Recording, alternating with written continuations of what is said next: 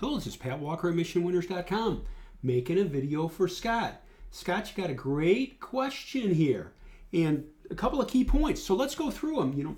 You point out, and again, I love your questions. This is great. I encourage these. You talk about you advocate running portfolios quite as tightly. Yes.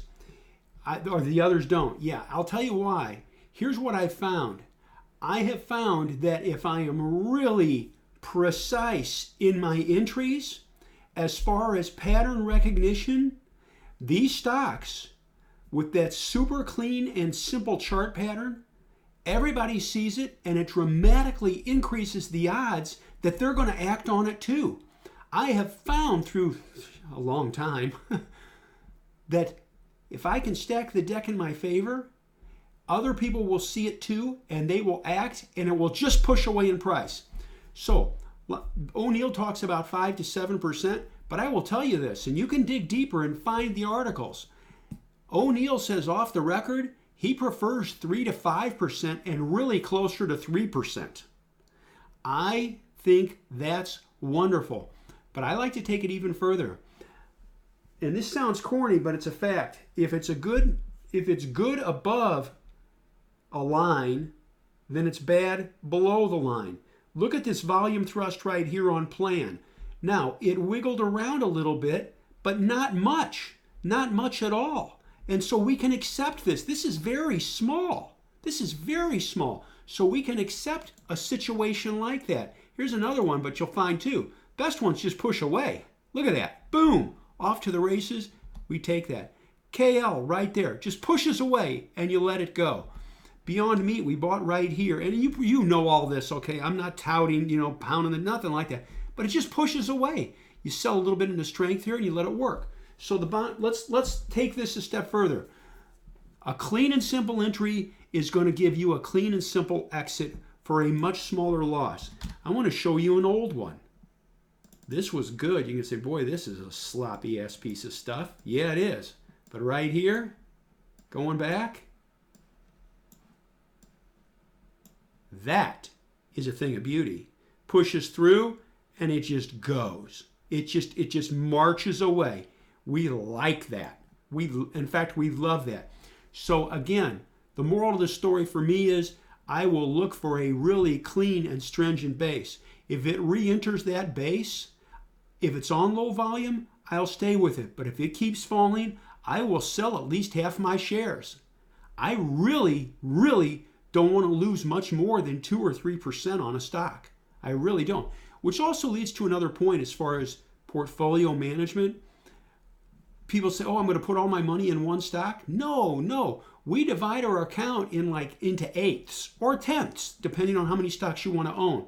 Divide it in eighths or tenths. Rules of proper pyramiding, and this is important. This is from Cancelim Level 3 and Cancelim Level 4. When you buy, let's suppose you're allocating, I'll make up a number here. You're going to allocate $10,000 to a stock. Your first purchase, you only buy half. You buy $5,000 worth. If it starts to push up about 2 to 3% in price, you buy a third or 30% more. So you buy $3,000 more. If it pushes up, say 5% from entry, you buy your last 20%. So you start with 50%, then 30%, then 20%.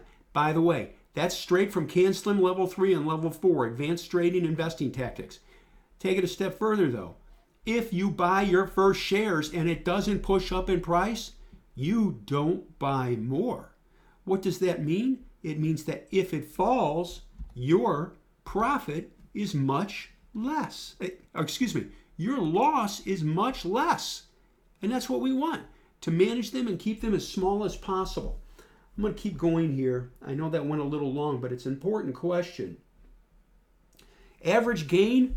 That is a great question. First off, the average loss, like I said, is probably, and I'm not kidding, probably 2%. 2 to 3% tops. We run it really tight. Average gain? Well, it's difficult to say because we'll have some like this buy spot right here that's moved up nicely. All right. Something like this, we own some. We had a triple. We have a triple on some of these shares here, okay? And that's the exception rather than the rule. Please, I want to say one thing right up front. This kind of a gain is unusual, extremely unusual. I'd say that probably, if I look at the numbers of what we've got here, I'd say your average gain is probably going to be, and we let them work for as long as possible. I mean, I've got stocks, I'll just take off my front page and we'll watch them. And those are what saves the small losses. I'd have to say the average gain is probably knocking on 25 to 35% in a good market. In a crummy market, you don't have many gains. But guess what? We keep our losses really small and we don't do anything. I'll sit for weeks and not do anything. I wait for the right setup and then I'll go in. Let me go here. Average gain you earn, average loss. Like I said, average loss, I'd say it's 2%. Batting average. See, this is what's great. See, I used to teach statistics periodically on the university level. And people used to sit there and talk about, well, let's talk numbers. Let's talk numbers. And this is the quote I always used to say.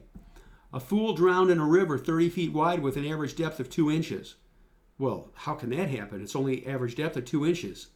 For 28 feet, it's a 1/16 of an inch deep.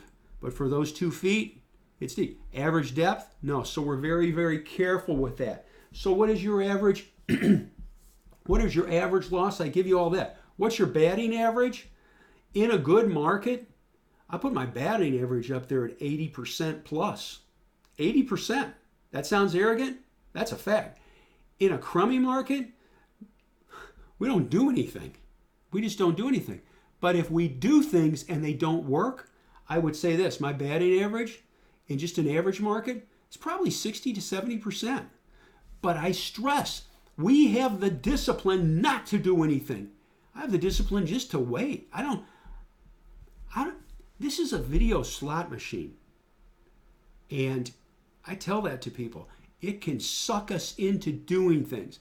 I don't get into that, and I don't play the comparison game either, like, oh, they're doing something, I got to do something. No, we have stringent rules for entries, and we let it work for as long as possible. That keeps us out of trouble. I'm going to keep on going here. Positions. I'm trying to be a little more patient with positions. I think that's great, but I encourage you, please have some rules, and I'm sure you do, monitoring action on the 8-day, in the 20-day, and again, this one's an exception to the rule, all right? We could go in here and we could find others. I'll show you another one. This was from a couple of years ago, but it gets the point across. And again, I'm not trying to, pick the best, but look at that right there. We bought this, and it just marches away. Starts to go up, you sell some into strength. We don't sell all of it. And you can say, well, I'm a buy and hold. I'm going to hold it forever. Yeah, right. And you round trip it. This is the classic case of why I sell some into strength on so many stocks. And it has to do with the elimination of the uptick rule. And that video was in the video library at Mission Winners.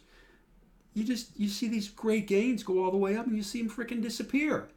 So I'll take some. And you can say, well, Pat, do you ever just sell it all? Only if it gives me a reason to. If it doesn't give me a reason to, I'll keep it and let some shares work, maybe 20 or 30% of my shares work for as long as possible. And again, I take them off my front page. I'm going to back up and say something to you, though, and this is really important.